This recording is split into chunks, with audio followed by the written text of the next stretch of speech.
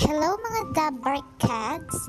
So welcome sa aming family, ang Happy Dogos. So gusto ko ipakilala sa inyo yung aking mga unang anak. 5 sila, kaya lang yung isa hindi niya nakayanan, para siyang premature, parang hindi na-develop masyado yung siya sa aking tiyan. So ito po sila, si Chichi, si Draco, si Chico at si Cola. So si Chichi yung kasama namin ngayon dito sa bahay, kaming tatlo.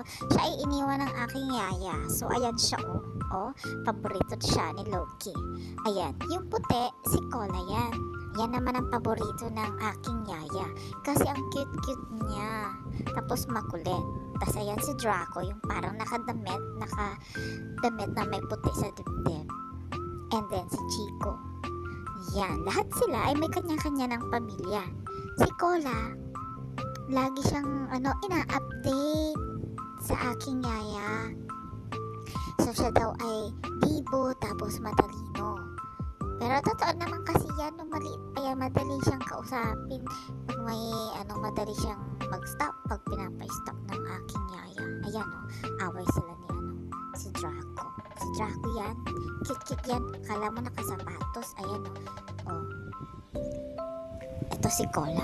Kamukha siya ng tatay niya. Makulit yan talaga. Ayan ayan siya.